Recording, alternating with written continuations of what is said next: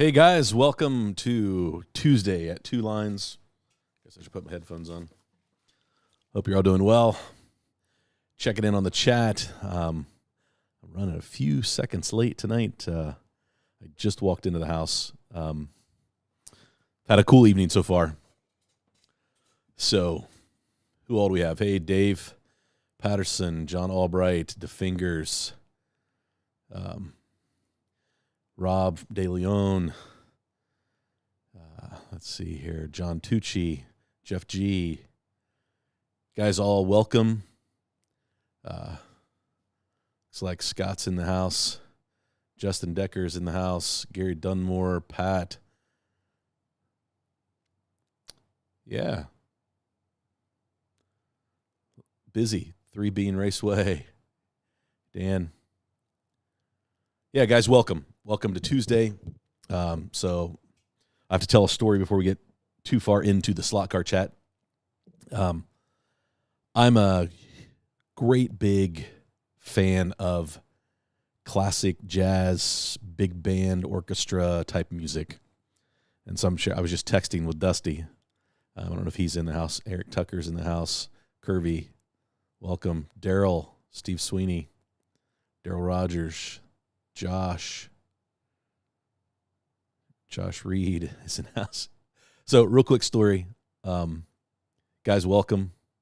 There's my brother. Hey, Frankie, welcome.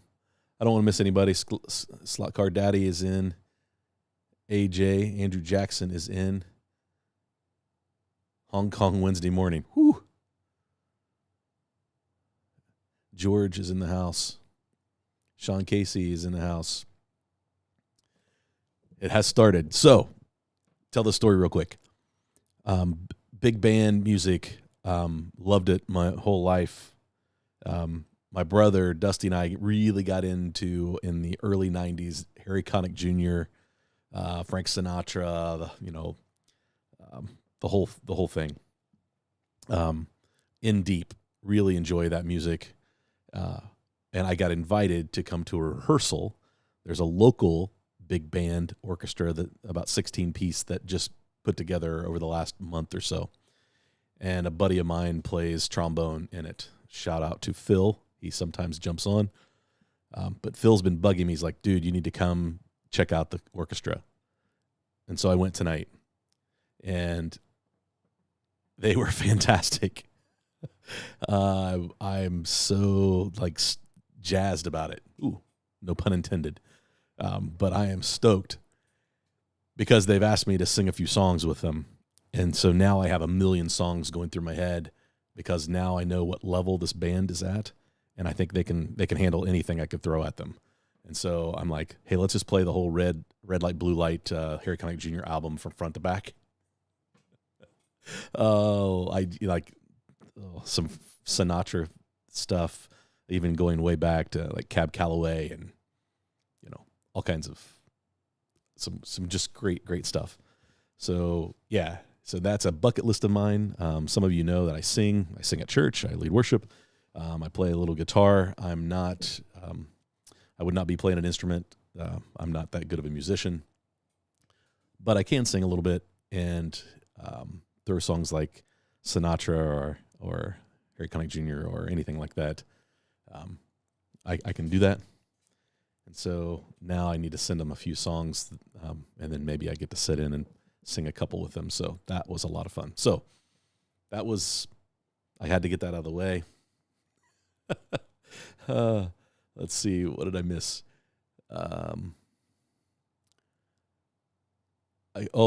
Rob, are you kidding me? She is incredible. A big Diana Krall fan. And you got to see him at the Hollywood Bowl. That's a bucket list venue I've not been to. Yeah. Caveman, welcome. So we'll dive right in tonight. Clearwater, hey Greg, welcome. John Mark is in the house. Hope John Mark, you're feeling well. Frankie's singing and sliding. Do a little finger snap. Do my best, Sammy Davis Jr. Dean Martin, all that stuff. Hey, Greg, welcome. So I'm just jazzed, but I had to run across town real quick to get here to start at 8. So I apologize for being a few minutes late, but we'll jump in talking slot cars. So racing, a lot of slot car race seasons start in October, based on going to a bunch of websites over the last year, and figured out whose tracks are close. But it seems like October to March is really a lot of the clubs really meet. Some of them still meet through the summer, but so the club that we go to, Cincy Slots, Thursday night is their first race night of the year and of the new season. So we're excited. The two classes that are being raced, we're going to do 2 analog classes for this month. So they race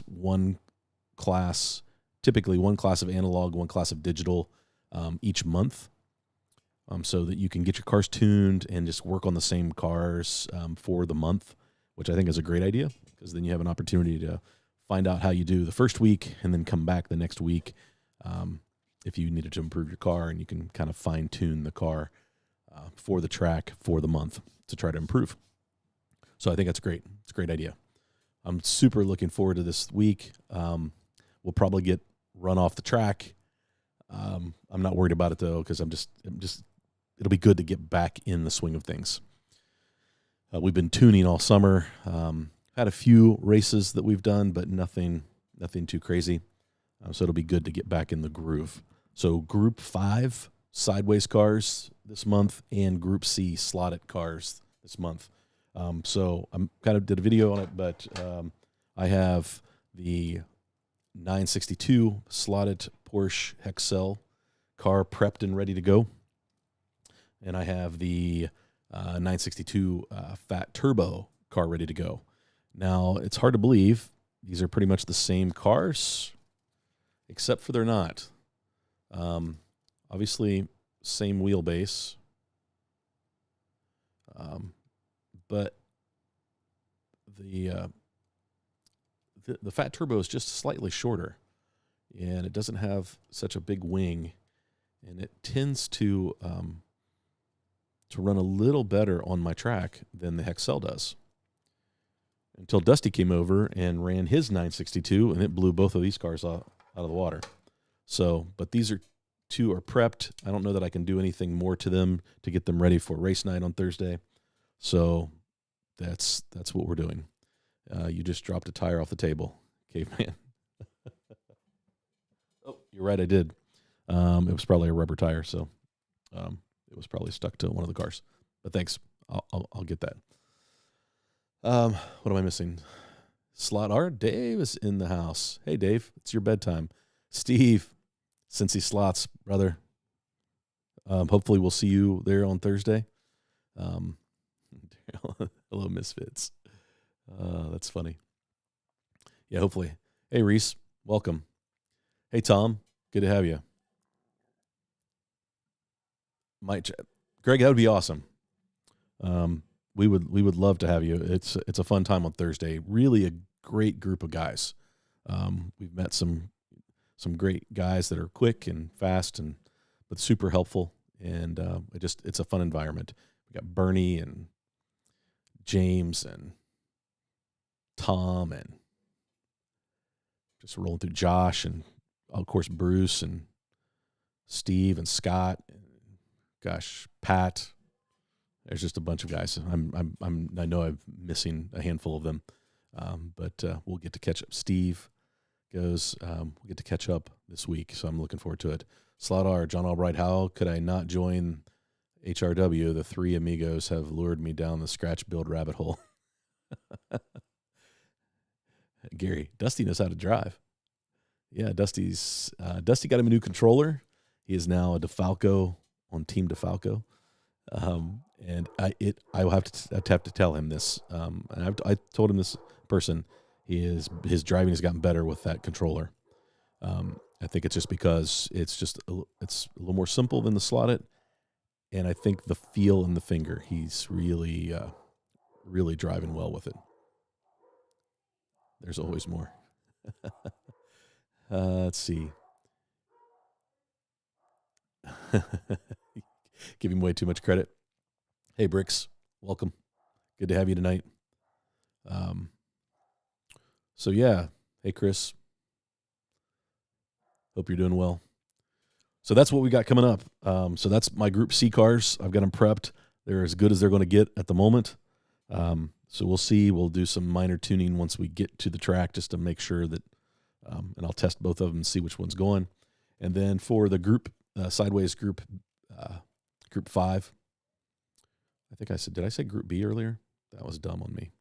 Group 5 cars, the sideways, the Skyline. This was my number 1 car because you guys have heard me complain about the M1, and this will be my secondary car. And I've been having problems with this BMW, the M1. Everybody else I know that has an M1, the cars are super fast. They really perform well, locked in the slot. And that's why I went with the M1. And I've never really gotten it to run great. I've gotten it to go well, but not great. But I fixed it this week. I was getting ready to box it up and send it to John Albright because John's like, hey, send it to me. I'll see if I can figure out what's going on with it. And I set it down on the tuning block, and I was like, man, I really like how it's how it's set up. It's nice and low. The front end looks like I started going through all the things with the car. It's like, what is going on with this thing? So the problem I was having with it, the car was very tail happy and would come out of the slot because of that. And for me, I started troubleshooting, and what I didn't do was start at the beginning. I kind of jumped in the middle of the tune to try to fix this car. And so this will be for all the beginners out there that are just learning to tune. It really, sometimes you got to start at the beginning. And so my baseline tune, I talk about it all the time. I feel like I've made that a moniker. You always should do your baseline tuning. So the baseline tuning is, make sure the chassis is set up okay. If you're changing tires, change your tires, put silicone tires on them, because that's what we run at Cincy Slots. But if it's not, then it's like if you're running rubber tires, then just check the tires, make sure everything's good, make sure that they're uneven, that there's no wobble. Just do your baseline tuning. Lube the bearings and the bushings. Make sure the front end is set up right. If you can adjust the ride height on the front axle, get that adjusted. Add some float to the body. Make sure if it's got a motor pod, make sure that the motor pod's got a little bit of float to it, and start with the baseline. Always recommend that. But when I started troubleshooting this thing, the way it was acting, it just would not stay in the slot. And I kept blaming it on the front end. So Trude tires on the fronts, replaced the guide. I did all the things, and then I started messing with the chassis. But I was doing all the things that I would typically do to a car when I was fighting a car being tail happy, and then it was flipping out of the slot. Anytime I accelerated, it would just launch itself out of the slot. And so I was boxing it up to send it to John, to have John take a look at it, because we've talked about this car a lot. And he just keeps looking at me like, dude, you're obviously doing something wrong, because these cars run fast all the time. And so I just started over. And so instead of packing it in the box, I just picked it up and I started looking at it. And I pull it over, looking at the bottom. Everything looks correct. And I lick my thumb and I clean the tires. And the tire never got tacky. So I lick my other finger and I clean the rear tires. And that should have been the first thing that I checked. All this time on the M1. Check the tires, Marty. Maybe there's something wrong with the tires. So I inspected the tires after that. I would clean them, and they would look like they should. Silicone tires, cleaned. I cleaned them with a couple of different things. But what I noticed is as soon as the cleaning solution, whatever I used, whether it was just plain water, it was my spit, it was simple green, which we use, it was alcohol, lighter fluid, it didn't matter. As soon as that would dry, those tires got hard and were just not as tacky as they were as new tires. And so I started looking at the tires, inspecting them, and noticed that it looked like the tires had been sprayed with something. Like I cleaned them, and whatever it was kind of damaged the rubber. At glance, you didn't notice it. But when I really started messing with the tires, I threw them on another car so I could see if it changed. When you feel the tire, it feels like it's fairly tacky. But when you look at the tire, it has this haze to it, and you can kind of see it as barely, maybe not. It's probably not transmitting very well. Yeah, it was more than drifting, Gary. I mean, this car was just flip right out of the slot. So I look at my box and I've got another set of tires for it. So I throw a set of tires on the car. And what do you know? The car came back to life. It's now 0.2 faster than this car going around the layout. So it's now back to being my primary car. It's actually set up really well. It actually runs really well. So it was a tire issue. It should have been like the first thing that I checked, but it was not. It took me months because I would get frustrated with the car really fast. Like I would do a couple laps, it would come out of the slot 3 or 4 times, done. Back in the box it went. I just didn't take the time to take a look at what was really going on with the car. I thought it was the chassis. I thought it was the guide. I thought it was the way the front end was set up. And I should have went right back to my base tuning and was like, what is the first thing that I normally do with the car when I get it? I throw a set of silicone tires on it. And I would say that maybe the old tires got hit with some contact cleaner because I was testing with some of the things that it possibly could have been. Did I actually get WD-40 on them, or did I mistreat the tires? Did I clean them with the wrong stuff? And the only thing that I could get to do, I was testing on some other tires, was contact cleaner. And I think the contact cleaner causes the silicone to harden a little bit. And it wasn't enough that I could notice it, but on the track, it made a big difference. So if you ever have a car that you're struggling with to get the tune right, it's just doing something weird, go back to that baseline tuning, start over. And what's normally the first thing that you do? And go in that order. So I went back to the tires, put new tires on it. Bam. Car is back. It's fast. It handles really well. It stays in the slot really well. I'm running a lot of body float, and it seems to like that. So now, will it be the fastest car at Cincy slots? Not a chance.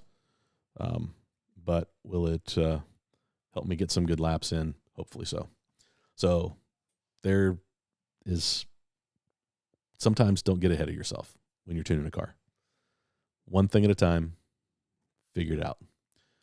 So what's going on in the chat? I tore my sideways pink pig Porsche down to get it all ready for the race day. I learned that we have learned a ton about tuning. Took over 8 grams of weight out. That pink pig was carrying around an extra pink pig, Dusty. So that's what you did. You went back to your baseline, right? Let's pull some weight out. I think I've got too much weight in it, and that car really started handling. Here's the other thing, Dusty, I was thinking about is in the last year, we've put a lot of laps. I'm looking at the screen. I mean, the other night we put like 800 laps on the track. That's a lot of laps. So we're learning to drive, and we're learning to drive it's easy to drive a well-tuned car, but what I'm finding out is I'm learning to drive a car that's, the tuning is just a hair off, but I'm learning to drive it and still go pretty fast. And so I think my driving technique has changed, and I think that's what you're seeing too, is some of these cars that we tuned a year ago, we probably need to revisit the tuning on them because there's some things that we probably would do different now with what we know, with the knowledge we know. So sometimes it's always good to revisit an old tuning because you might find that you might be able to go faster. Scott wants to know, does Dave have another white kit in the works? Yeah, his custom legend car is fantastic. That's a great series of videos. Yep, Chris, bad set of tires, man. And I think they were good at one time, but I think that somehow I was cleaning something with contact cleaner, and I got contact cleaner on those silicone tires, whether they were laying on the bench and got overspray on them. Don't know how it happened. Don't remember it happening, but it definitely caused some problems. Daniel just looked at the coffee site. Nice webpage. Oh, yeah, thanks, Daniel. That's my buddy Trent. Roast coffee. It's good stuff. That's one way to take care of it. Hey, everybody who's saying hey to me. Some cars don't like the drift and some become unbalanced. Yeah, Daniel, this car was good at one time, and that's what was frustrating, and that's what kind of threw me on trying to figure out what was up. But we figured it out. Dave says, no white kit, but the cheap Charger is going to get an HRW tuning treatment and then getting stripped and repainted. So there you go. That's what's coming on a sneak peek into Slot R's channel. When you were rotating the tires, it looked like there was a flat spot. So John, that flat spot, it's not a flat spot, but that's where that tire got damaged with chemically somehow. The silicone is different, and that's why it reflected the light different and looked like a flat spot. But it's not really a flat spot. It's really just how the tire was damaged with some kind of chemical. And I'm guessing it was contact cleaner. Because I use contact cleaner to clean some things around here. And when I was breaking in some motors, I was spraying them out, with contact cleaner, and then re-oiling them. And I think that's maybe when it happened. Silly. I mean, I should have figured that out. It should have taken me like 30 seconds to figure out what was wrong with that car. But it was such a big drastic change, and I thought it was going to be too much work, and so I just kept putting it down, putting it away, putting it back on the shelf, putting it back in my box, forget about it for a month or two, and then I'd pull it out and get frustrated all over again. So let's see. Exactly, if you're thinking of adding weight. Nice. Curvy question. Marty, what make is that M1? Oh, sorry. Curvy, this is a sideways racer. Thanks, Greg. So I have to say that I learned a lot that these sideways cars have so much potential. I got to drive one of Butch's sideways cars on the wood track, and I got to drive I think Greg for the night endurance race, your car that I drove and broke. I think it was a sideways chassis. Some of the fastest cars I've ever driven. That car of Butch's was incredible. Really super impressed with how well some people, not me, not yet, but some people can tune those sideways. Yeah, Steve, thanks. Well, Steve, your M1 is fast, right? And I was like, man, I know that those cars go fast. I mean, there's lots of guys that drive M1s. Daryl's got an M1 that is fantastic. And so, like, I knew that there had to be something. Steve, you're coming for the M1. That's awesome. John, pro tip, when purchasing contact cleaner, make sure it's plastic safe. Not all are created the same. Lesson learned. Steve, weight is not your friend. Steve, the gauntlet has been thrown. So Steve and I have a history. We're always bumping each other out of the slot because we always find ourselves beside each other, mostly in the digital race. That's usually when it happens, which is chaotic anyway. But Steve's a good sport, man. So we have a lot of fun. Josh just purchased another Group C car and a new spur gear from my M1 because I think mine is missing a tooth. Yep. Josh, your M1 is fast. Like I've seen it on this track, and but although I have a feeling you'll probably be in the Toyota. So Josh, what Group C car did you get? Hey, Lionface, welcome. Good to have you back. I will have 8 spares on Thursday. So what you guys don't know is Daryl they nicknamed him Team Penske, because he has so many cars that he ends up loaning out, and guys usually do really well with his cars. So Daryl is very generous and usually gives people his fastest cars, and he ends up in one of his slower cars. The least amount of added weight you can get away with, the better. Too much can bite you in the backside. Just as much is not enough. Yeah, I think what happens is if you get too weighty, you lose top end speed, right? And it takes a little too long for your car to get up to speed if you got a long straight. And so that's all losing time. And we're talking about tenths of seconds, right? Lap times there's not a big disparity between lap times between all these cars from top to bottom. So you're looking for every 100th of a second you can get. So I think adding too much weight can really upset the car in cornering. It can cause it to just be unruly, maybe even tail happy. You get that, especially if you get the tail swinging and you've got a lot of weight in it, you throwing it out of the slot. There's a lot of things that can happen. So yeah, I've learned to err on the side of a little less weight when I'm tuning now. I used to be like 8 to 10 grams automatic, and now I'm more like 4 to 6 if I can get away with it, because then it's just about where you put the weight, and then being able to move that around, which the tungsten putty is great for trying to figure out exactly where you need to put the weight. Dusty does a nice job with that, using tungsten putty to kind of like lock in where he wants to put the weight, and then replaces that with lead most of the time, because the tungsten putty can get a little messy inside. So, Danny, I wonder if Mr. Seed ever got lucky. I must have missed that's a previous conversation. Yeah, Steve agrees. Justin Decker, when you baseline tune, do you lube the motor? I've heard conflicting info that can be bad for the motor, or maybe you just Carrera motors.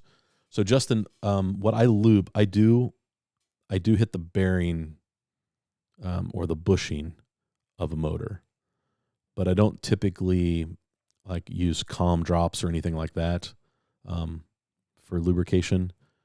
But I do. I've always heard recommendations of it's a bushing or bearing in the end bell. Let me see what I got here. I do have a motor in here. And so I just hit that very end, just with just a tiny drop, just so that it's got some lubrication. Don't want to wear it out. So, but that's part of my baseline tuning. Some grease on the gears. We use some super lube. And then John Albright gave us the recommendation one night to add a little bit of graphite to that, and that is a nice, especially if you've got some gears that are just a touch noisy.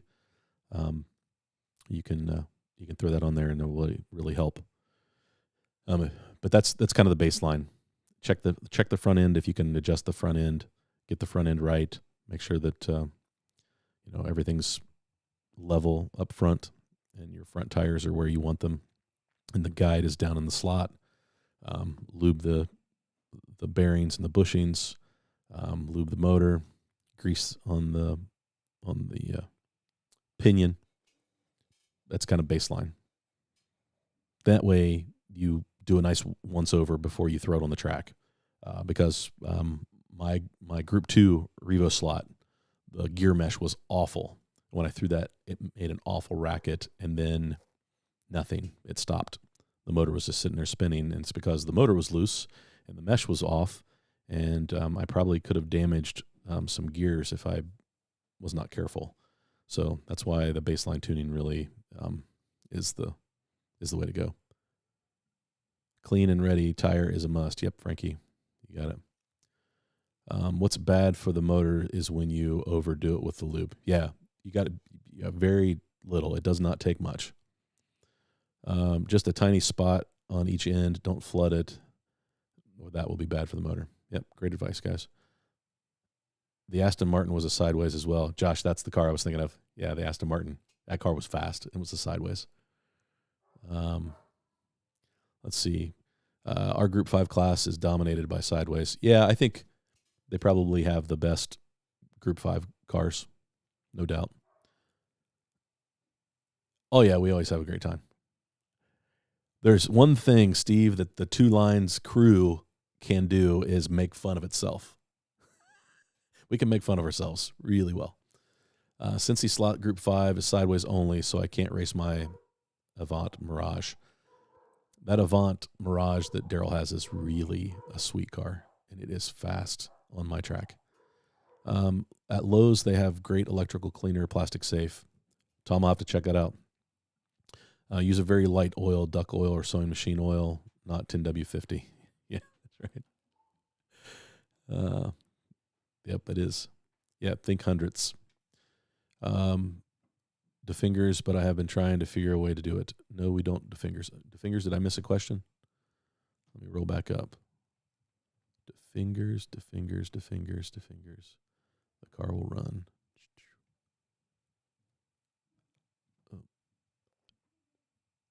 DeFingers, if I missed a question from you, I apologize. I'm scrolling through quickly to try to see. Any of you, when prepping for your race, do you warm the tires? I usually don't have time to do that. I guess I could be like at F1, put covers over them and warm them up, tire warmers. I would say that it would help. It would probably help you get up to speed the first couple laps quicker. I've never tried it. So, Daryl, that was the question. I think weren't the quickest at the race. They handle quite well and are super smooth. Yeah, they are. Curvy, Greg prepped a couple of them from Michigan 24. They're good cars, but weren't the quickest. Also, a run one bone stock, and it was a blast. There is a guy that has created a tire warmer, I believe. I've seen it on one of the Track Fans videos when he recently raced. Yeah, I could see that being helpful. Curvy question. When you guys racing racer sideways cars, is anyone running the Ford GTE? If so, what are your thoughts on it? I'm eyeballing one to get. Curvy, I have not. The racer cars that usually are the Group 5, the sideways cars. So I've not seen one of the Ford GTEs in person. So I don't know. Somebody else might have to speak to that. Danny, if you only knew the things your brother and I talk about. Okay. I figured it was an inside joke. No worries, Danny. Okay. Greetings from Brazil. Alexandra. How are you? I appreciate your comment on my YouTube video today or yesterday. Thank you very much. Let's see. Thanks, Daryl and Josh. I may pull the trigger. Yeah, Curvy, I don't think you can go wrong. They're really good cars. Tuning for Group C or any slotted for that matter, I would recommend the use of. Oh, I was getting a phone call. Sorry, hopefully that didn't come through. Let's see what I would recommend the use of slotted tungsten bars. Yeah, they get the center of gravity just a touch lower because they kind of drop down through the motor pod. I don't know how much difference that would make, but to me that sounds like it would help slightly. Andrew Jackson, do urethane tires or others have a shelf life in the packet before you use them? I've not heard anybody talk much about like silicone tires whether they have a shelf life, I would say silicones last a long time. Urethane, I would say that would be similar. That I don't know that there would be a shelf life problem, but we do know that like some of the rubber tires start to come apart and degrade.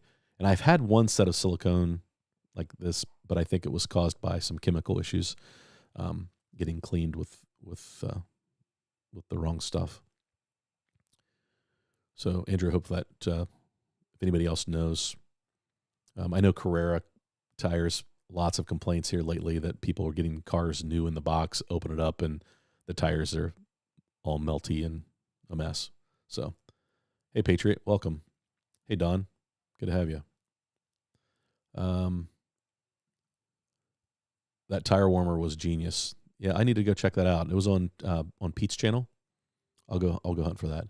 I have a sweet spot for that car. Will never own one, but I saw it live. The 24 hour in 2016. Nice. Good tip about the tungsten bars. I need to get some. The problem with the tungsten bars is they're expensive. It's like $5 for just one. It's kind of crazy. Pricey, but they shape the same as the magnets. Help get the weight low.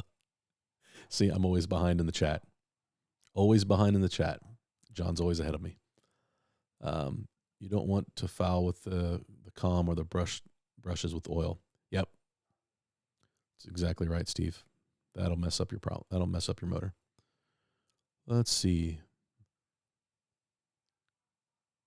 Yeah, you can at the slot net. You can only use that bar weight. Yeah, it's nice because it snaps in. It's super easy to install, easy to pop out, move around in the allowed spots. Let's see, there's 1, 2 on this car, the Group C cars. There's 2 spots. You can have it up front of the motor or rear of the motor.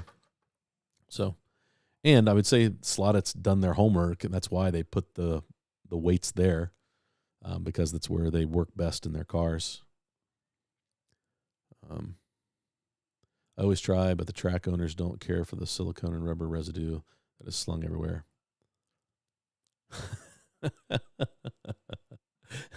That's great, Scott. Thanks. Let's see here. Urethane lasts for years. Yeah.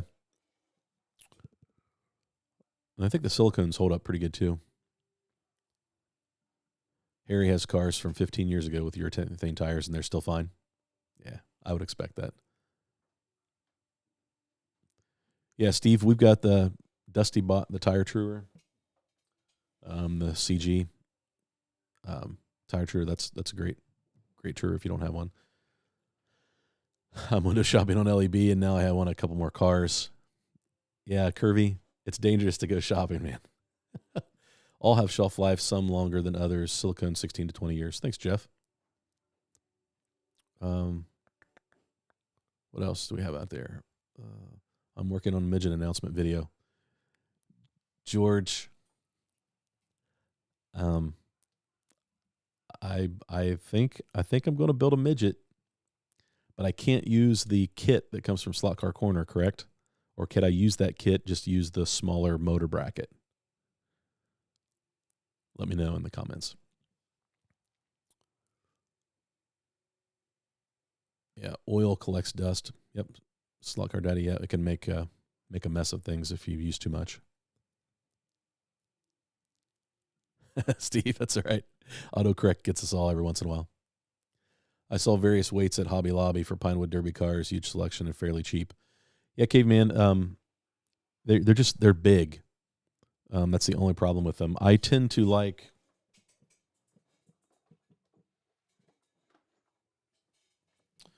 Slot Car Corner, Professor Motor has them. I buy them in the sheets, and you can cut them to fit, and they're self-stick. So that's what I use, mainly because it's thin. The big stuff that comes with for Pinewood Derby cars tends to be a little taller, and I feel like that just gets your weight up too high. So, trying to go with center of gravity, but it is cheap weight. So, and you can get the tungsten putty sometimes, like Hobby Lobby, in the Pinewood Derby cars. And sometimes I've found it at Dick's Sporting Goods in the fishing department because you can use it to add weight to lures. So sometimes that's a little cheaper place to find it. Tire weights flatten in a vise and cut to different weights. Oh, Tom, that's a great idea. Just smash them, flatten them out. They are lead, right? So caveman, there you go. You can flatten out those pine. Let's see. Question, Sean Casey. Marty, have you checked your sideways chassis is perfectly flat? I had one that needed slight adjustment, which made a difference. Actually, this is how deep we went into the M1. Daryl took the car and flattened the chassis for me on his chassis flattener, I believe. That was one of the things he did. And so, yeah, chassis flat. It's ready to roll. It was all about the tires. So now, Steve, this is your target. You get to knock it out of the slot. Too funny. Sarcasm off. Can you or should you true sand silicone tires? Scott, you can true and sand silicone tires, but it takes forever. And a lot of the Cincy slots guys believe that as soon as you take that shine off of them, they're not as grippy. So I would not recommend doing that just because it takes too long. So I would just throw them on there and go.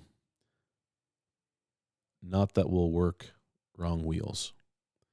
Okay, so the wrong wheels in that kit. Gotcha.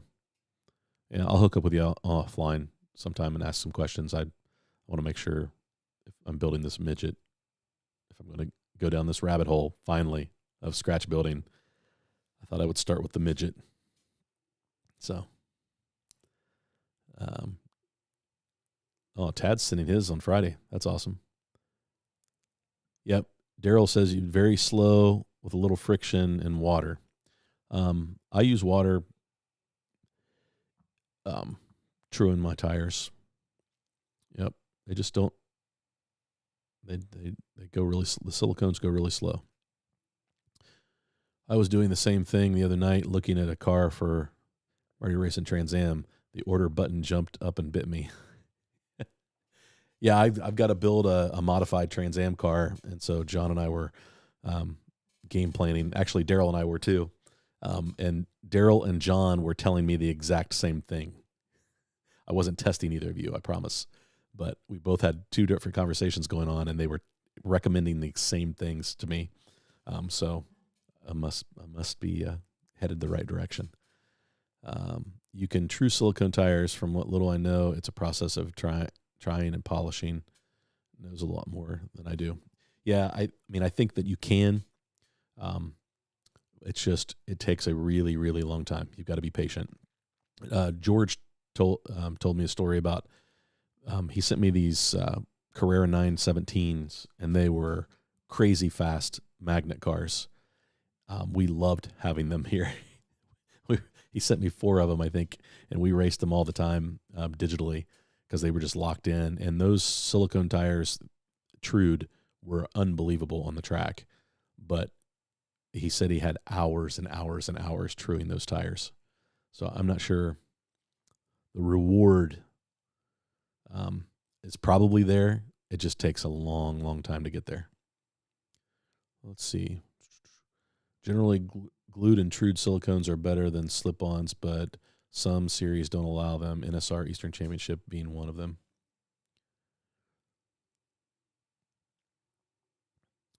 So with the slip-on tires, do they really slip? Like the cars are getting that much traction with them that the wheel slips inside the tire? Because they seem pretty grippy to me. Like that wouldn't happen, but I guess that it could.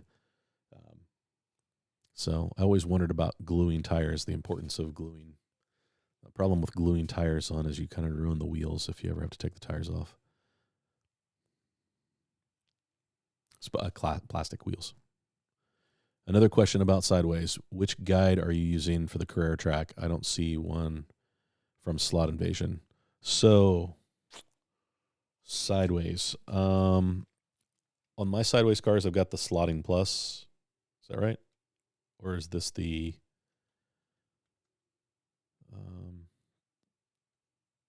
maybe that's not Slotting Plus. What's the red guides, Daryl? That's what I'm running on those. Those work really well. Slot Invasion. There is a Slot Invasion guide that works. I think it's the Slot It. The Slot It works for Slot Invasion as well, or works for Sideways as well. So, Curvy, you can use that on Carrera. Of course, we all know that the Slot Invasion guides are awesome on Carrera track. But yeah, the Slot It will work on the Sideways cars. They're just not listed on the website, I don't think. Clearlex M bodies you paint from the inside, so mask the windows from the inside. Is that what you mean, Steve? Okay. I'm still into building a custom body slot car at this time. You saw Green Hornet. Yeah, Caveman, the Green Hornet was fantastic. That's a great car. 55 Chevy with the Hornby chassis. Nice. It takes a lot of time, but it's worth it. Yeah, I could see where it is. I mean, you get the right height where you want it, and that patch is right there. Scott, good point. I don't have a way to test analog on my track yet. Waiting for the parts to put the 2 lines non-schematic to use. Yeah, Scott, if you're going to be there Thursday, we can talk a little bit about that. It's really pretty easy. Steve, try liquid mask, works great for model cars. Thanks, Don. Appreciate that. It's a process. We are getting a pretty good method due to prepping for the 24-hour race. We are getting really good results. That's awesome, Greg. Greg, I can't wait, and repeatable. That's cool. Yeah, I can't wait to see what happens next year with the 24. You guys had a really solid race this past year, so we'll be watching for sure. It'll be fun. I knew something a smart guy did.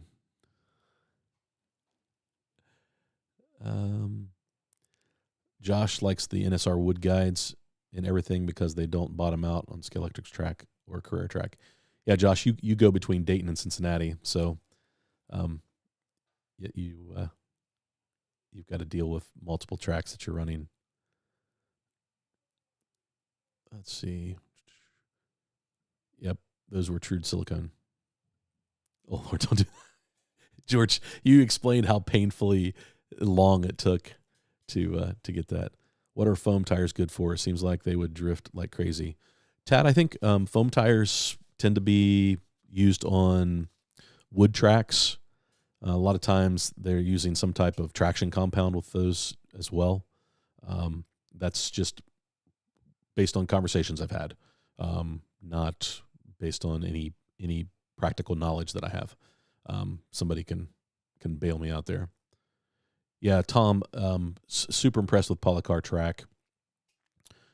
People talk about its grip all the time, and it doesn't really matter what kind of tire you have. All of them work really well in the Polycar. People complain that, wears the rubber tires out a little faster, but I mean, what are we talking for tires? I mean, you're talking a couple thousand laps probably or more.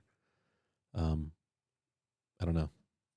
I think it would take a long time, even with Polycar track. But Taddy, on the foam tires, I mean, I think they're really good, but I think that they use like some traction compound with them.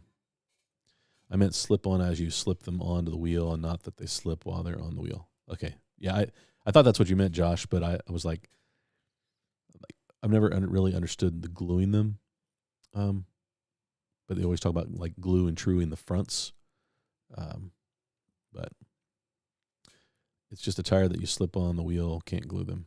Yeah, that's what we do at Cincy. Daryl, thank you. Scale Auto. Those are the Scale Auto red guides. I always say Slotting Plus, but they're the Scale Auto. And the nice thing about them is you get them in a 2-pack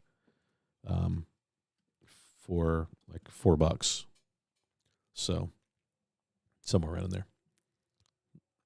So and they do well. They do really well with Carrera. I like the Slot Invasion a little better because they're a little longer. We'll do a comparison here. If you can see that, I'll put it in a place that you can see the. But you got to be careful because some tracks have a rule like Cincy Slots. The guide, you can use any guide. It just can't be longer than a certain amount. And they judge that by the length of the slotted wood guide. And so I think the Slot Invasions, they all fit within that, except for maybe the Carrera guide.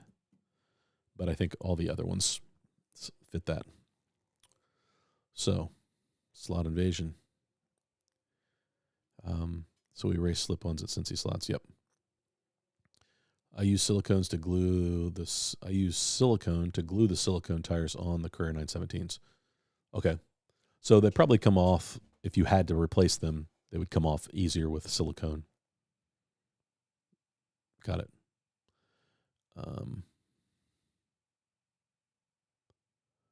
So Steve says it's absolutely worth the time to true silicone. And Greg is all about that comment. I honestly would never have guessed it. I have questions, Greg. Yeah. Like I've tried and they're like, it just takes forever and you've got to babysit them because you've got to just keep them lubricated all the time. And so they don't build up heat and you got to do it really slow. Steve, the nail polish on the front to make them zero grip, right? They just make the tires noisy. Then the car becomes noisy. Like my Carrera, I did that to my 917K, and it sounds like a herd of turtles going around the track. Sorry. An old school teacher of mine used to use that phrase all the time, so it's kind of stuck. But it's super loud. So I kind of stay away from the super glue or the clear nail polish for that reason. I go with the floor polish, and that seems to do well enough. But if anybody has an idea of how to use those other things and keep the tires from being really loud on the plastic track, I'm all ears. Let's see here. But a tire that's not glued will distort in the corners on the wheel. Gotcha. Okay, that makes sense. So it's really not about the wheel slipping inside the tire. It's about the wheel or the tire distorting in the turn. There you go. So you learn something new every day. That was going to be my guess, but foam worked great on all surfaces. Marty, how good is Tire Tweak on your tires? Have you tried that? Gary, I run silicone, so I don't put any kind of treatment on my tires for silicone. But I would use the Tire Tweak if I were running rubber, for sure. Just oil them up and go.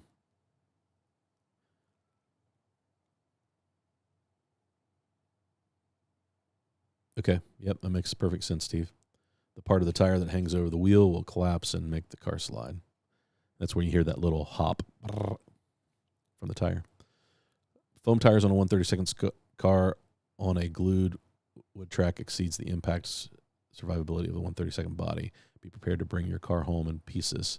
We did that once in an OVR series. Yeah, I would say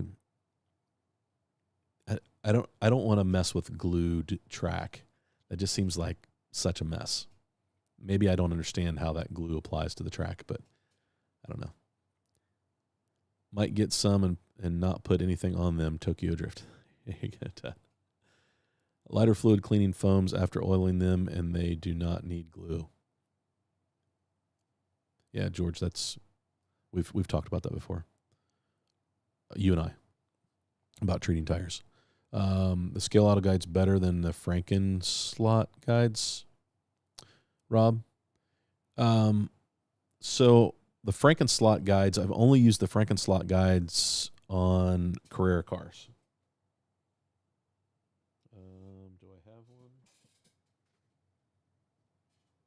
Nope, it's a slot invasion.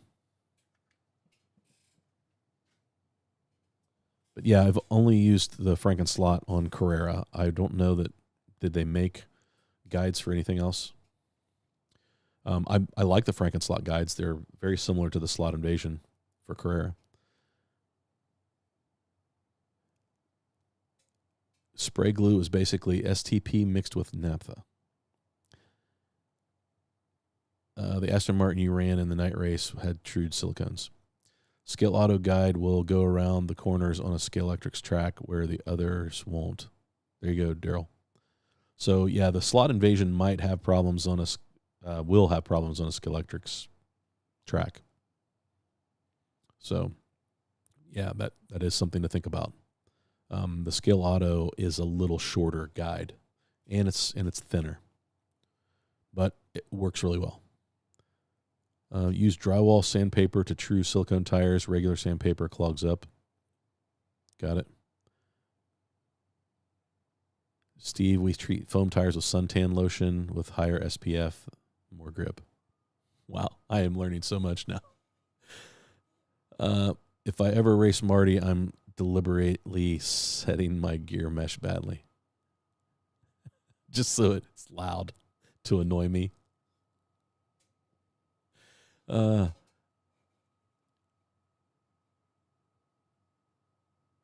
Yeah, Steve, it does. It sounds like a marble rolling across plastic track. Likes noisy cars because it aggravates the sensitive drivers. Daryl, you don't like noisy cars. Your cars are usually very quiet.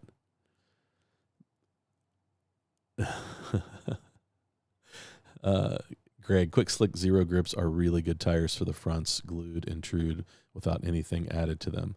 They've tested them on zero grips, at least the amount of grip of any front tire. There you go. And you've heard it from a pro. Greg is fast. He gets mad at me for saying that. But he is. Don't let him tell stories. George, I have two Predator 18,000 RPM slim cams. Wouldn't they be good to scratch build for 132nd cars? Yeah, actually, Gary, that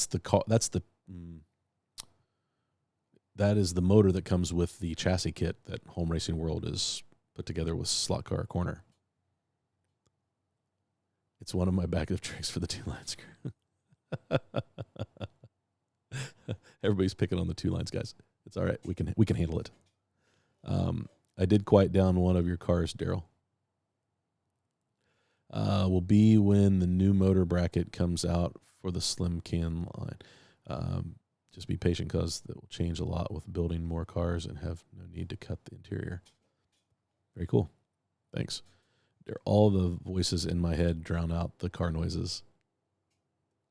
I'm going to start wearing my headphones. So then everybody gets to hear me. I tend to chat a little bit during the race.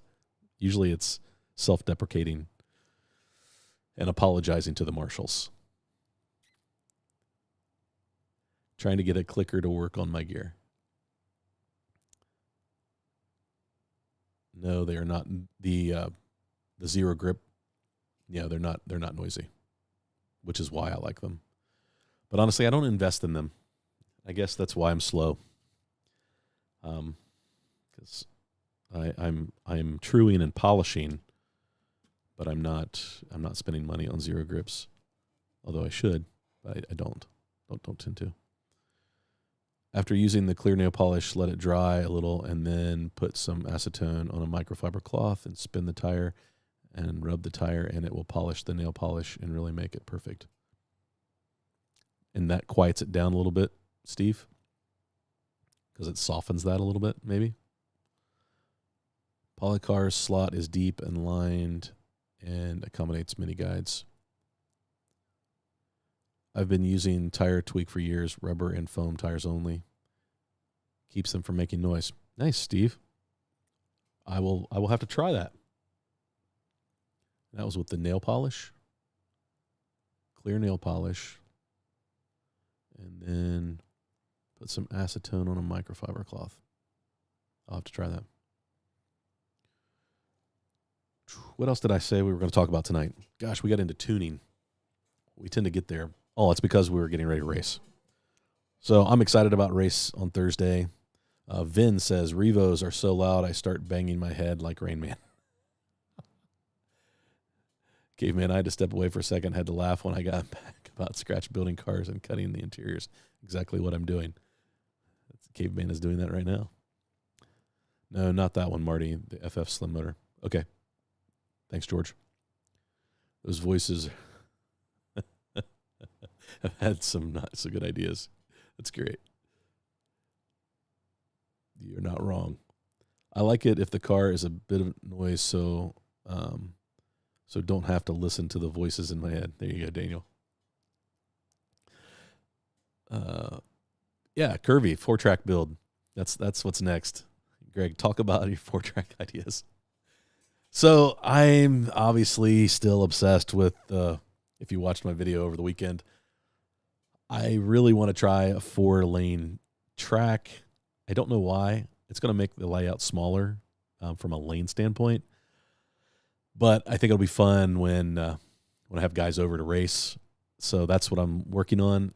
I'm also working on making it, if I'm going to make 4 lanes, I'm going to figure out how to wire so that it can be digital as well. So I can make Billy and Amanda happy from Sunday Slots. Because Billy always talks about 4-lane digital is a blast. And I've always questioned whether with a 4-lane digital, you end up using 2 lanes and 2 lanes don't get used. That's kind of my feeling what happened. You always find the fastest way around the track. So then you just kind of never venture off of that lane unless you have to pass somebody. And so I thought about designing the track in a way that it kind of forced you to use all 4 lanes because of the pit. And then I thought, well, I will split the pit and have a pit on one side of the straight and pit on the other side of the straight. So it'd be easier for people to pit.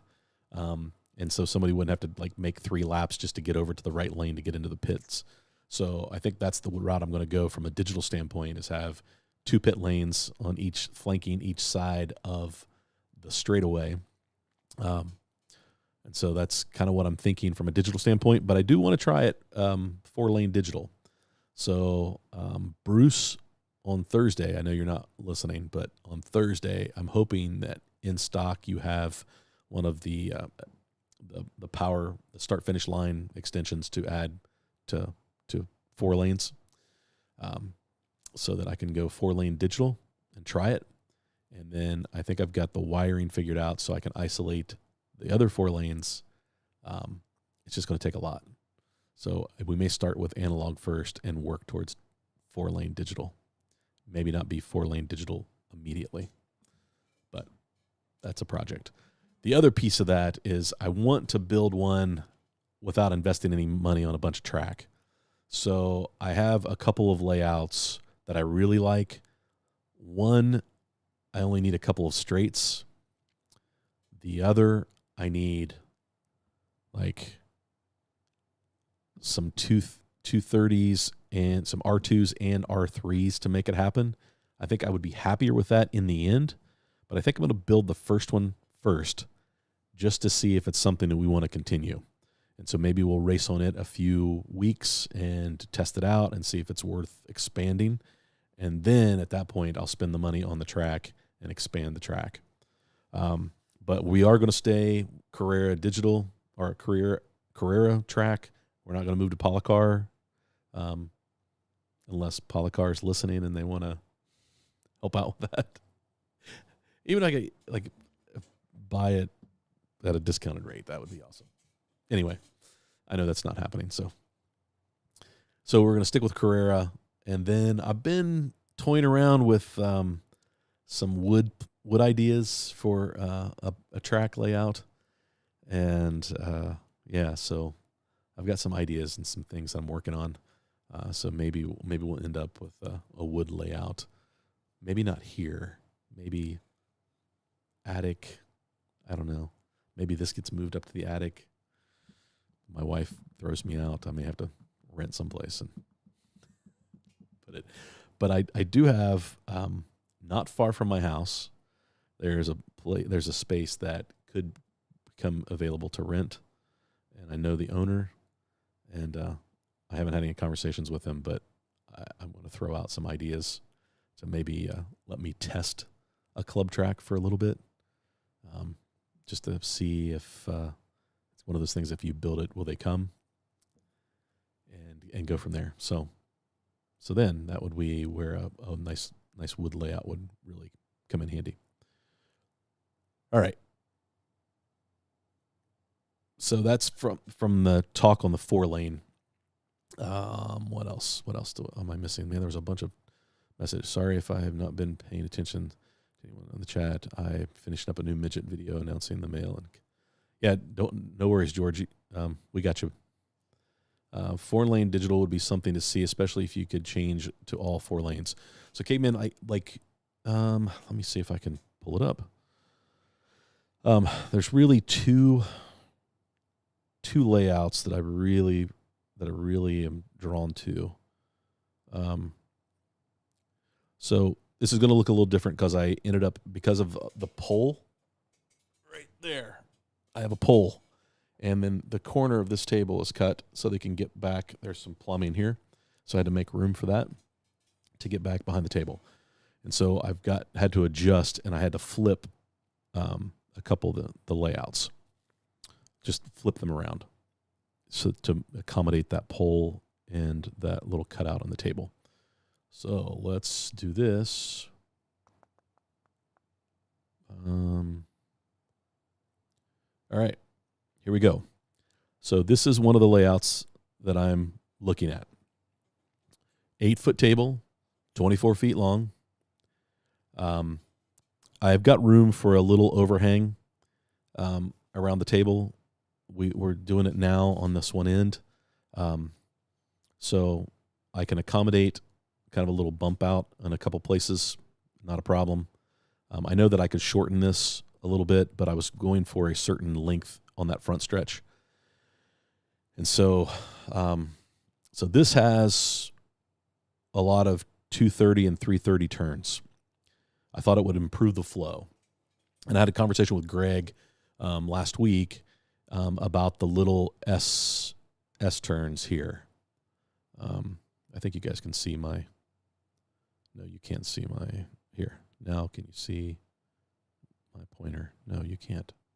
Probably not. Well, that stinks. Okay. So upper left-hand corner, this little switchback, we kind of like that.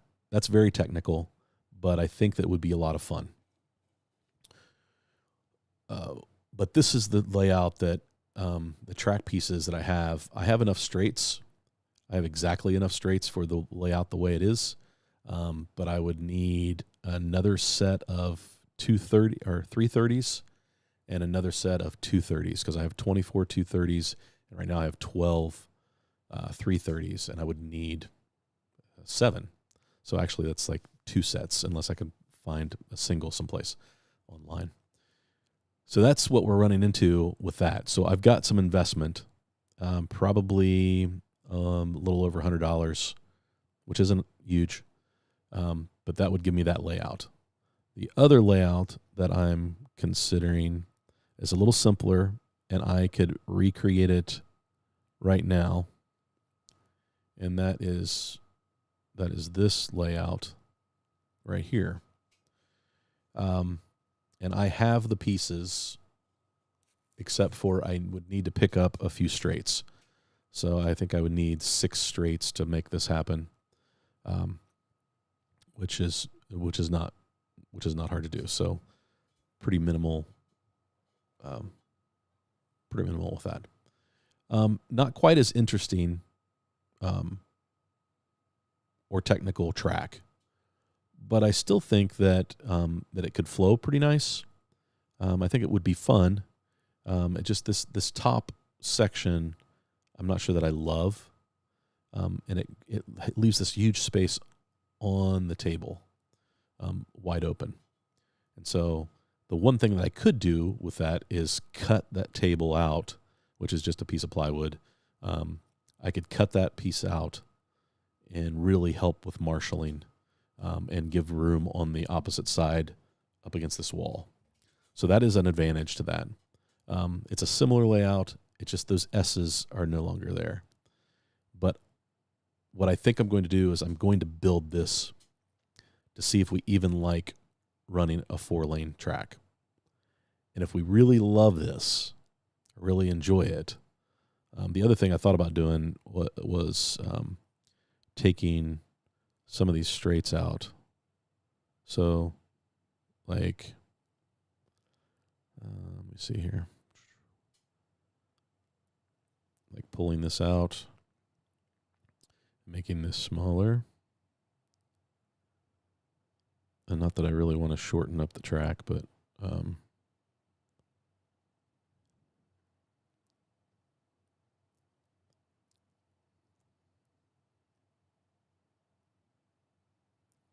so that would make it fit the table a little better. But it shortens it to about 56 feet lane length. And I was trying to get up in that 60 range. So adding those gets, an extra 4 feet of track, which puts me at like 59.5 for that layout. But I kind of like this turn a little better than having that little short chute. But anyway, I have not been looking at the chat. I've been talking about this. Let me move over to the chat and see what I've missed. 4-lane would be something to see, especially if you could change all 4 lanes. 4 lanes are a blast, Pat. The best 4-lane you can build is made by MDF. Yeah, Vin, I think that you're right. I think ultimately to go 3 or 4 lanes in my space will be a wood layout. George, I need that so I have time to frame. 4-lane digital would be great. Pat, it would be fun to try. I mean, I think it would be fun to try. Cutoff will be December 8th. Okay, so the cutoff for the midgets will be December 8th. Thanks. That means I've got a little bit of time. Pat, I race every Thursday on a 4-lane Carrera and on Saturdays a 6-lane Skeletric. Cool, Pat. That would be fun. Greg is really looking forward to the midgets. Tom, Marty, you need a metal building on your property or a shed. It'd be nice. If you're building a public track, you're going to want slot car product to sell. Billy, I know. I'm not sure that I want to jump into that. So that's my only issue. But you're right. It might be the only way you can actually have a chance of making it all work, right? Let's see. Also, Billy, Amanda, thanks for joining. Great to have you guys tonight. You do all the work just to give someone else money. Feels bad, man. Trust me. Have product on launch. No, I get it, Billy. You're right. I mean, you do this, so you know. I'm definitely not going to question you. It's just that I don't know if I'm ready to dive in that deep. Plus, I feel like if I did that, I would be impacting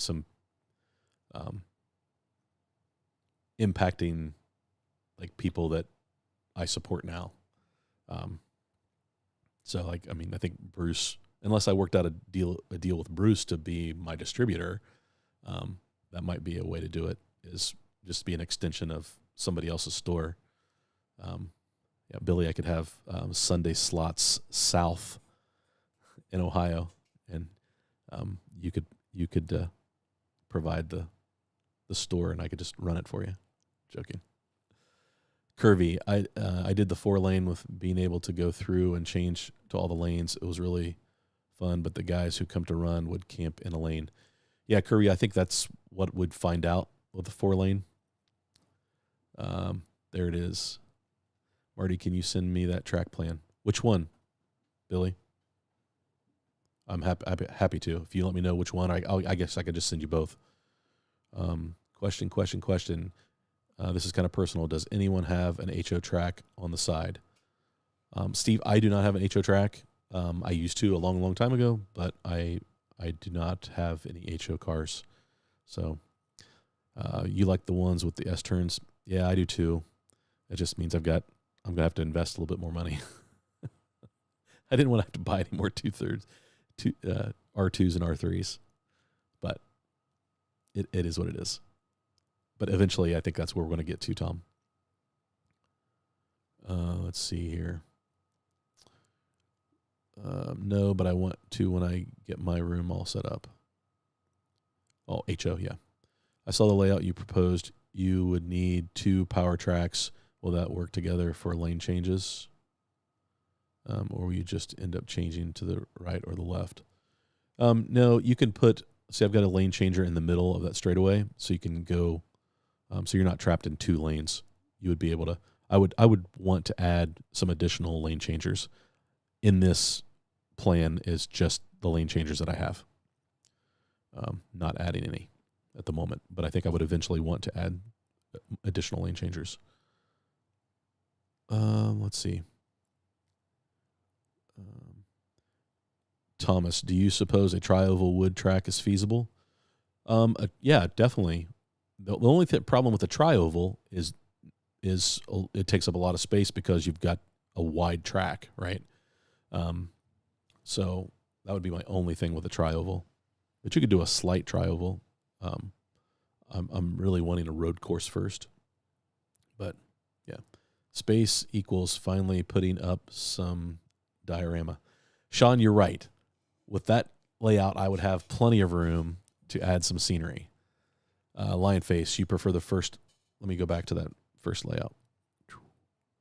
So I'm feeling that you guys are liking that. Let me see here. Billy asked, is this the one you wanted, Billy?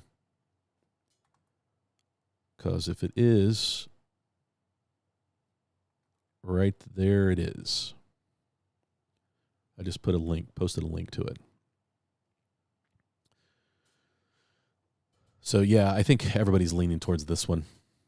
But like I said, I'm probably going to build the other one that I don't have to make an investment in first.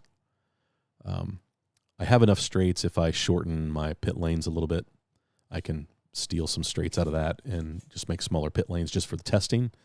So that's kind of what I'm leaning towards. John Albright, Air 51. I just missed them. Chassis kit was just shipped today with other goodies.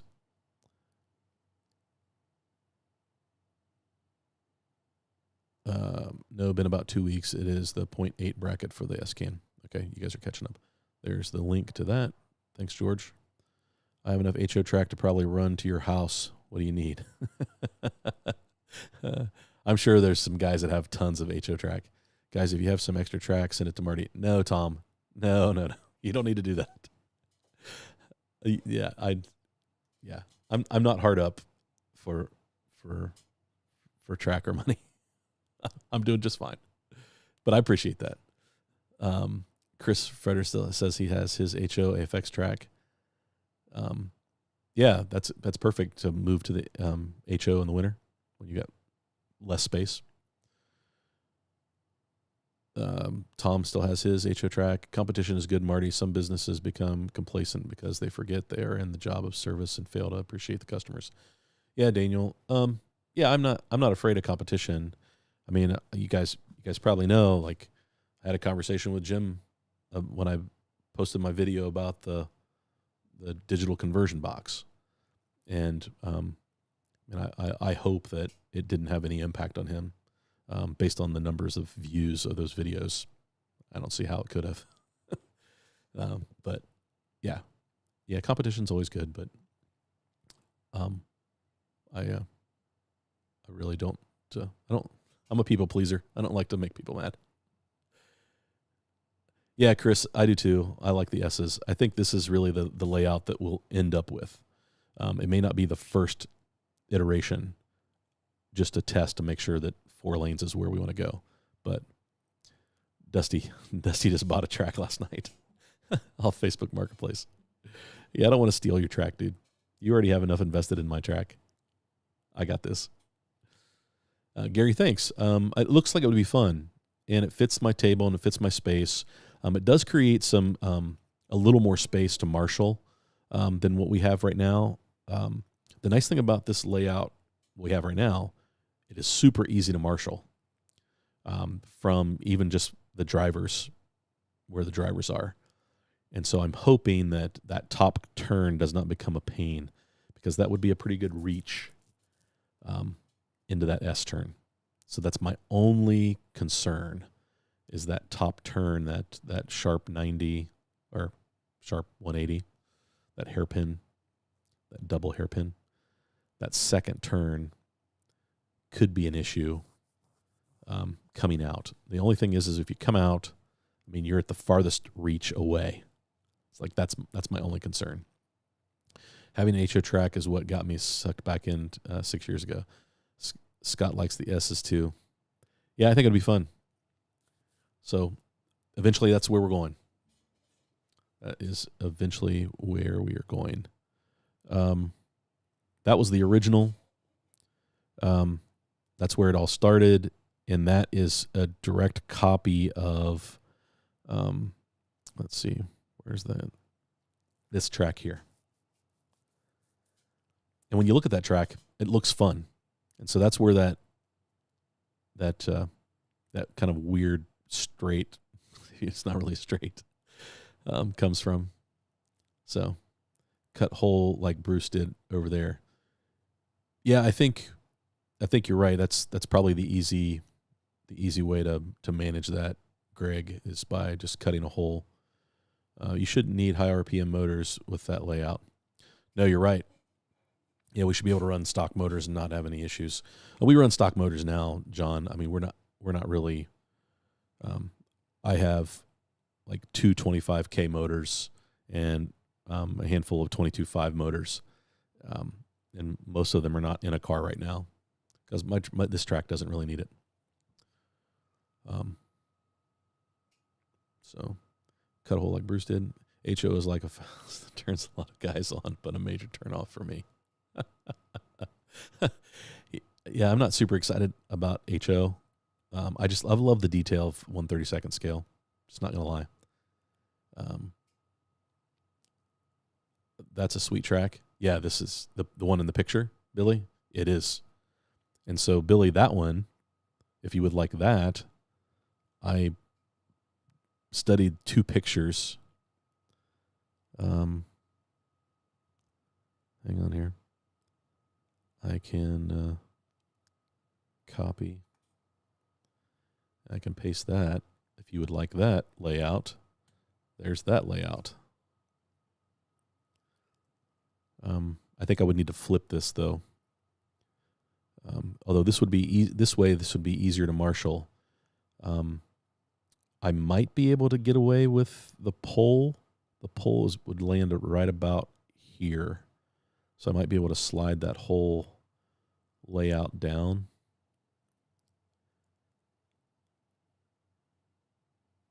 And bypass that, maybe even rotate it a bit.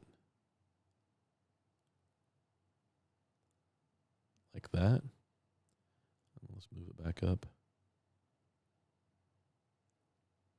And then Sean, look at all that scenery space. But again, this is only 55-foot lane lengths. Not that that's a problem. But Johnny Pro, why 4 lanes? We've raced on a 6-lane track and a 4-lane track in a round robin style, and I appreciate the fact that that you get to run 4 different lanes, which are all 4 different enough that you've got to make adjustments in your driving, and I just really feel like that's just fun for me. I just really enjoyed being on the 4-lane track. I really enjoyed being on the 6-lane track from a from a race night standpoint. So that's all. Don't have to. That's the beauty of the plastic track. This layout I've got saved in about 50 different places, so I never lose it. We'll go right back to this. If we didn't like the 4-lane, we're coming right back to this. I may make a change to this turn right here if I could figure it out. But this layout is so much fun. We really enjoy it. But that's why 4 lanes. We've got to do it at a couple other places, and it was so much fun. That's the one you should build. This one. Well, I have all the pieces parts to make this one happen. It fits on the table really easy. So maybe that's where I start. Maybe we start there and then we create a series of videos. Marty changing his layout every couple weeks, which is what the original. If you look at my first 10 videos, 4 of them I was probably changing my layout until we got to this layout. So, but that's fun. Marty, I can join you running the midgets and answer any of your questions if you want. Yeah, what time is it? Well, it's 9:26. We're about ready to wrap up. Yeah, George, we can do that though, for sure. Do you want to jump on right now? Is that what you're saying? And talk about the midget? Michael Squire, midgets. George, yes. Done a little of that mags. Done a little of that like the mags better. Non-magnet digital is a blast. Eric Tucker. Non-magnet digital is a blast. Which is what I'm wanting to do with the Revo Slot Group 2s. Dave Slot R posted a video of putting a chip in his, and I want to chip ours and use those cars to digital race because those cars are so even. And I think it would just make great digital racing. So that's the plan with that, Eric. Okay. Yeah, give me just a second here. Let's go back to this. And George, I'll send you the link. You can wrap up. You can wrap up the live stream talking about.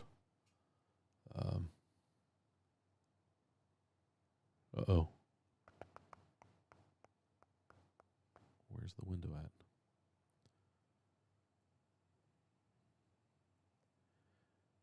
Interview. There we go. Turn interview on. And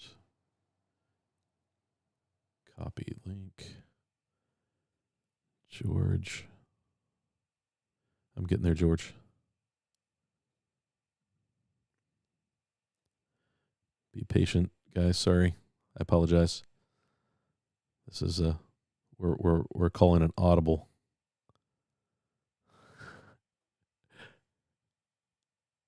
George, how have I been talking to you? George. There you are.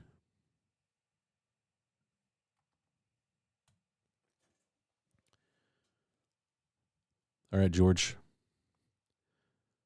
I sent you the link. So, yeah, we'll have George come in and give us an update on the midget proxy that he's doing. Guys, this has been a fun conversation. Again, next week we'll talk about how bad we did at Cincy Slots. We'll post the results.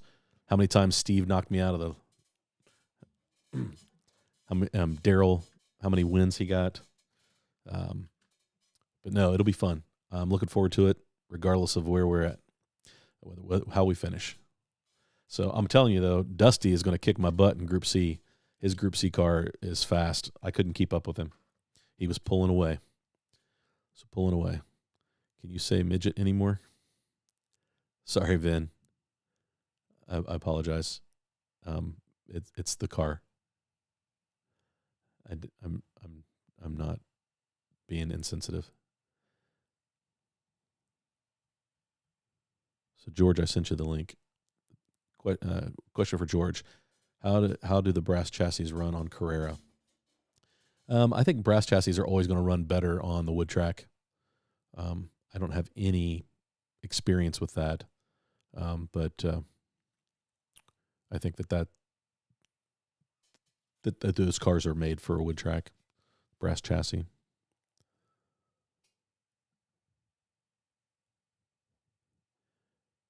Or how well we do. Positive thinking, right? We do in Cincinnati. Does anyone run 120 non-mag Carrera? Yes, we do. We'll run like 3 classes this winter. So I'm here. All right, George, I'm bringing you in. I'm going to add you. Oh, wait.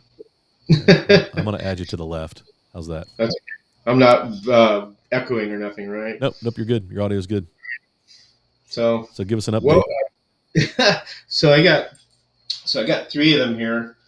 I got Matt B from the forum board. I hope you guys can see that right there. You see all the cameras, right? Yeah, there you go. I'm giving you Okay, control. I got Matt B's right here. He sent Nice. this in. He sent a lot of cars. I just did a video and published it, so you guys can watch it later. But he sent me a bunch of cars that I'll show them to you. And this is Dave's. Yeah, that car's sweet. They run pretty good. They run about from 2.8 to 3 seconds, and I was just fooling around with mine. And then Matt B actually gave me actual 125th scale size midgets, because this is what they look like in 125th, because they're small. Yeah. If you put this next to a 125th scale car. So these are like monogram kits. This is an MMRC chassis, I think he said, and this one he's not sure of. Yeah. And then he sent me 3 other cars that were the Watson and I think Curtis Indy cars. So these are Lexan bodies. So he sent me a bunch of cars, and I didn't expect this. Wow. All brass chassis, but they're fun running cars. Yeah, those and are this cool. is the series that we want to talk about doing later on after midgets. Is this one? Because Dave's been doing some resin pops of this, and this would be a fun car to do. These are nice and big. And then this is a Lotus 38 F1 car. Yeah. So it's a brass chassis, and this one was pretty good too. But they all look great. Yeah, they're really fun. The cars run good. Here's Dave's. You got Dave's. It's a pretty good running car. You got the little sliding action. Oh yeah, it wouldn't be a dirt track car for worth its weight if it didn't turn right to go left. Yep. And then Matt's is pretty fast. He's got a fast car. Wow.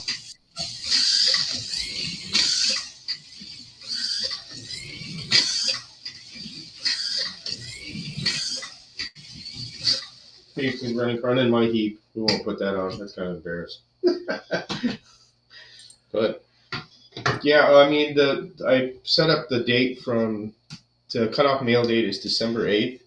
Okay. And then the proxy date, or the dates I'll be doing the race on my own. I'll have Frank will able to help me, will be from December 10th to the 13th. So I'll give us 3 days to do stuff.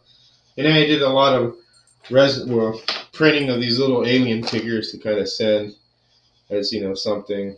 That's cool. What these are. I just got them from Thingiverse, and there's like a first, second, and third. I'm going to do a few other things. I'll try and make it interesting. So, but you were asking about wheels. Yeah. If you use that kit, it's not going to work because it's not. You can see all these parts are completely different than it would be for the Showdown chassis. So the Showdown chassis kit is for the Showdown cars, so the dirt cars that they make for that proxy for Harry. So if you were to get like for a midget, you'd have to. There's no midget kit. You'd have to get the narrower bracket, some wire, this long tongue guide, and then the wheels are CBD 1600s or what I use. But if you want to, you can do this. You could get a kit from Mid America. It's a little bit.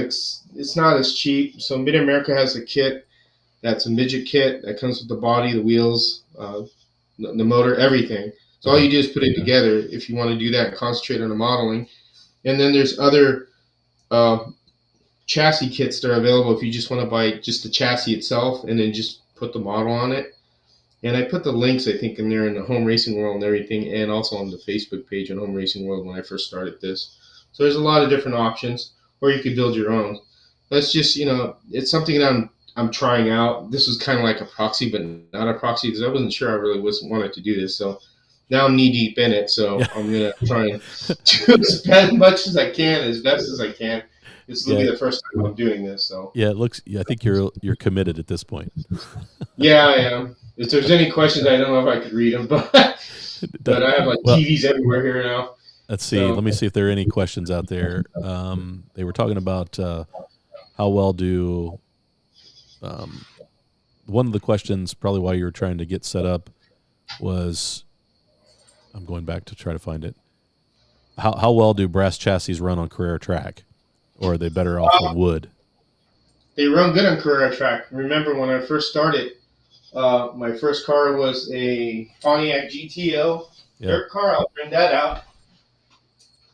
This I built like 3 years ago. So this car right here is based on the Stinker chassis build. This car, I ran it on my Carrera plastic track and it ran fantastic. I didn't have a problem. It runs a little bit better on wood, obviously, because you could, it's made for a little bit more than wood. Yeah. But this car is fun. It still is a lot of fun after all the years. And that's just the basic. Is that a similar chassis to the Showdown chassis? Yeah, it's called the Stinker chassis. So in Harry's Home Racing World archives, there's a look up Stinker chassis build. That's what this is. Right. But the kit has a little bit different things to this because this is a different motor. But basically, it's about the same chassis, and all chassis are different when you build them. But yeah, they run good on a Carrera track. Don't be afraid to try it on a plastic track. I think Tad. And you see Gene Callahan, he builds his cars that runs good on a plastic track. Yeah. It'll do both fine on plastic or wood. So cool. Let me see if there's any other questions. Johnny Pro asks if anybody's going to the Highland, Indiana show in November. I'll need to look at that, Johnny. Maybe they can make that trip over. I don't know how far that is for me. Let's see. Clearwater had one. His was about 124 scale, no mag. Daniel says, George, I watched that video. Those cars are awesome. Dusty says, look at the gun show. Yeah, it's warm here. Weirdly enough, it's warm here in North Carolina.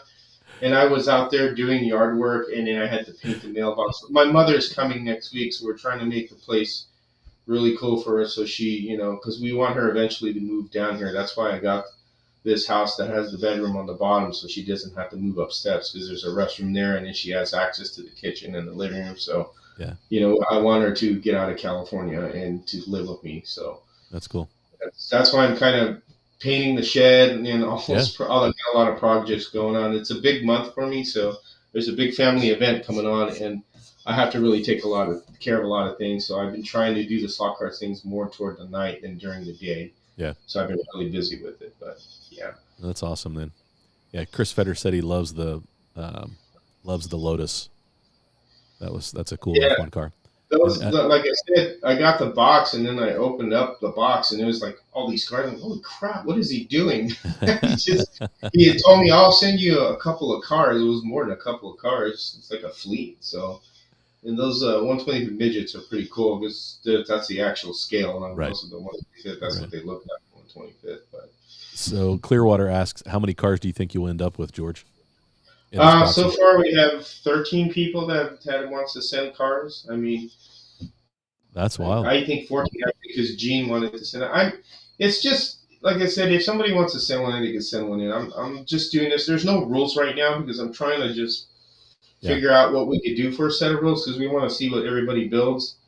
And then when we get maybe next year when things are more organized, then we could get a set of rules and stuff like that. But the rules there are no rules as long as it's the vintage monogram kit and the Atlantis, and you could use that Mid-America kit if you don't want to build a chassis. You just build the whole car there and paint it up and send that in too. I'm fine with that. Any motor will do, long can, short can. I use the short can on mine. I think Dave and Matt have the long can ones, so it's really there's no how would you say set rules for motors or wheels yet. We're just Gotcha. I'm just trying it out, trying it on for size. Is that the 18,000 RPM? Yeah, the one I have in mind is the 18K. The one that Dave has is a long can 17 and a half, and I think Matt has. Okay. Here's the 18K mine.